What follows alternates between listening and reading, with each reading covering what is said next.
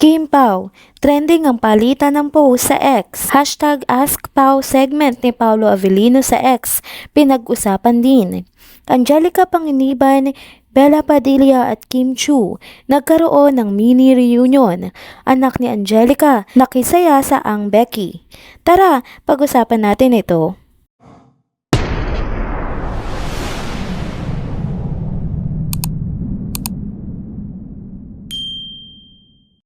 Hello mga ka-trenders! Welcome back muli sa ating channel. Kung bago pa lamang kayo dito, huwag nang kalimutang mag-like, mag-subscribe at i-hit na din ang bell notification para lagi kayong updated sa mga balitang trending at napapanahon. Usap-usapan muli ang tambalang Kim Pao matapos ang trending na sagutan ni Kim Chu at Paolo Avellino sa X, ang dating Twitter. Nagsimula ang lahat nang mag-post si Paolo Avellino ng Ask Pao, hashtag bahabang naipit siya sa traffic. Ang simpleng pakulong niyang ito ay agad na umani ng atensyon ng mga netizens, lalo na ng kanyang mga fans na hindi naman nagpatumpik-tumpik pa at nagsimulang magpadala ng kanilang mga tanong. Isa-isa namang sinagot ni Paolo ang mga ito, mula sa mga simpleng tanong gaya ng kanyang paboritong musika, uri ng movies na pinapanood, kung nagbabasa ba siya ng libro, kung kailan siya huling nagmotor, hanggang sa mga seryosong tanong patungkol sa kanyang kalusugan. Nakigulo rin ng mga fans tungkol sa update sa mga proyekto ng aktor, gaya na nga ng inaabangang petsa ng shooting para sa kanyang bagong pelikula kasama si Kim Chu. Masaya at magaan na naging daloy ng usapan na nagpapakita ng pagiging approachable at pagiging natural ni Paolo sa kanyang mga tagahanga. Ngunit ang tila pangkaraniwang Q&A session ay biglang nagkaroon ng kakaibang twist nang humabol si Kim Chu sa sagutan. Nagbigay si Kim ng tanong na ikinagulat ng marami at tila nagpataas ng excitement ng mga netizens. Tinapos ni Paolo ang kanyang Ask Pao segment sa sagot sa tanong ni Kim na lalo pang nagpainit ng kanilang online exchange. Ang kanilang bardagulan ay nagsilbing pampalasa sa usapan na nagbigay ng kilig at katuwaan sa mga fans ng tambalang Kim Pao.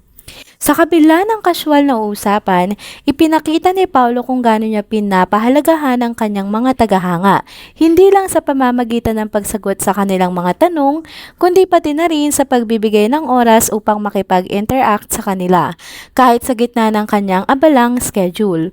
Dahil dito, muling umusbong ang sigla ng Kim Pao fandom na nagpapakitang buhay na buhay pa rin ang kanilang suporta para sa dalawa. Sumunod naman na update ngayong araw. Naging masaya at makulay ang araw ni Bella Padilla at Kim Chu matapos nilang dalawin ang kaibigan nilang si Angelica Panganiban at ang pamilya nito noong isang araw. Ang hashtag ang Becky na trending ngayon sa Instagram ay muling umingay matapos ipost ni Bella at Kim ang mga litrato ng kanilang pagbisita sa kaibigan nilang si Angelica. Makikita sa mga ito kung gaano nila pinahahalaga ng kanilang pagkakaibigan, pati na rin ang pagiging ninang nila sa anak ni Angelica na si Bean.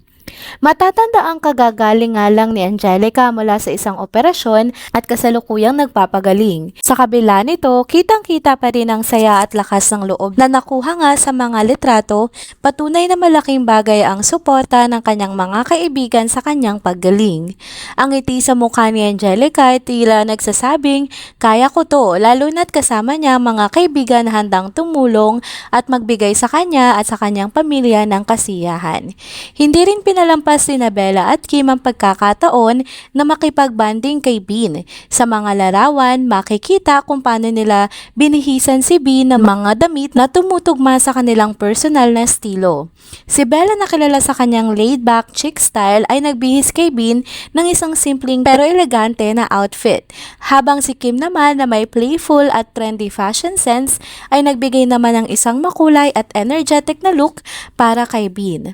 Naging parang mini fashion show ang kanilang pagbisita at hindi naman nabigo si Bean sa kanyang stylish transformation. Umani naman ang papuri mula sa mga fans ni Angelica Panganiban, Bella Padilla at Kim Chu ang mga larawan at video na kanilang in-upload. Marami ang natuwa sa hindi matatawarang samahan ng tatlo na patuloy na nagiging inspirasyon sa kanilang mga taga-subaybay. Maraming netizens din ang nagsabi na ang kanilang pagkakaibigan ay isang halimbawa ng tunay at matatag na relasyon na bihirang makita nga sa industriya ng showbiz. Sa kabila ng abala sa kani-kanilang karera, hindi nila nakakalimutan ng mga mahalaga sa kanilang buhay tulad ng pagkakaibigan na may kasamang pagmamahal at suporta. Talagang tumatak sa puso ng maraming fans ang closeness ni Bella, Kim at Angelica. Isang samahang tumatagal hindi lang dahil sa showbiz, kundi dahil sa tunay at taus-pusong pagmamalasakit sa isa't isa. Bago naman matapos ang video update na ito, tara at magbasa tayong muli ng mga komento na naiwanan nyo sa mga recent content na nai-upload natin sa channel na ito.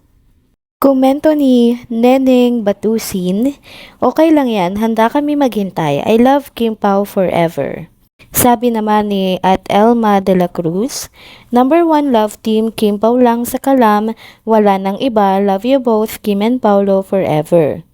Komento naman ni at user-LK6HX7MP1L, tama, walang mga isyu na namamagitan sa Kim Pao, Josh Lia at maging sa Kath din. Mga Dilulu fans lang ang nagkakagulo.